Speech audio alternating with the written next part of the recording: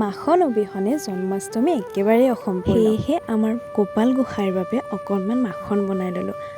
নমস্কাৰ বন্ধু বান্ধৱীসকল, পুনৰবাৰ স্বাগতম জনাইছোঁ মোৰ ইউটিউব চেনেল হিমাক্ষী ক্ৰিয়েশ্যনলৈ। আজি লৈ আহিছোঁ আপোনালোকৰ বাবে এটা মাখনৰ ৰেচিপি। আহক তেনেহ'লে ভিডিঅ'টো আৰম্ভ কৰোঁ। মাখন বনাবৰ বাবে মই লৈছোঁ কেইটামান আলমণ্ড আৰু ঘৰতে বনোৱা ঘি।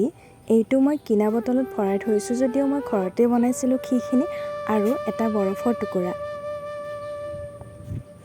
আৰু লগতে এচামুচ চেনি। আপোনালোকে মিশ্ৰি যদি আছে মিশ্ৰি ব্যৱহাৰ কৰিব পাৰে। মোৰ লগত মিশ্ৰি নাই, সেইবাবে মই চেনি ব্যৱহাৰ কৰিছোঁ।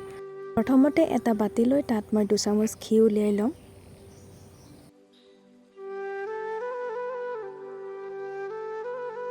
এতিয়া ইয়াতে বৰফৰ টুকুৰাটো দি দিম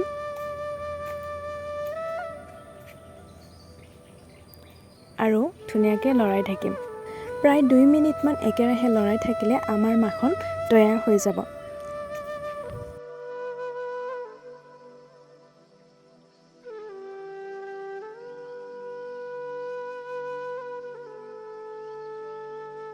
লাহে লাহে আমাৰ মাখন হ'বলৈ আৰম্ভ কৰিছে।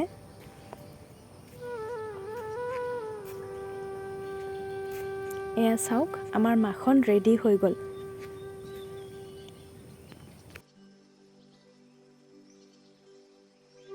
মই ইয়াৰ পৰা বৰফৰ টুকুৰাকেইটা উলিয়াই ল'ম। এতিয়া মই ইয়াতে আধা চামুচ চেনি দি দিম, মাখনখিনি অলপমান টেষ্ট উঠিবৰ বাবে, আৰু অকণমান লৰাই দিম চেনিখিনি ভালদৰে গলিবৰ বাবে।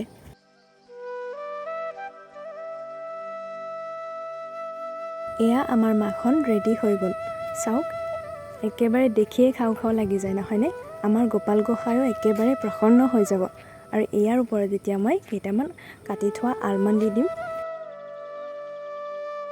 এতিয়া এইখিনি মই অকণমান সময় ফ্ৰিজত থৈ পূজালৈ আগবঢ়াম। বাকী মোৰ ভিডিঅ'টো চাই আপোনালোকে কেনে পালে? যদিহে ভাল লাগিছে এটা লাইক কৰি দিব আৰু ছাবস্ক্ৰাইব কৰিব নাপাহৰিব। আজিলৈ আহিছোঁ তেন্তে, ধন্যবাদ। শুভ জন্মাষ্টমী।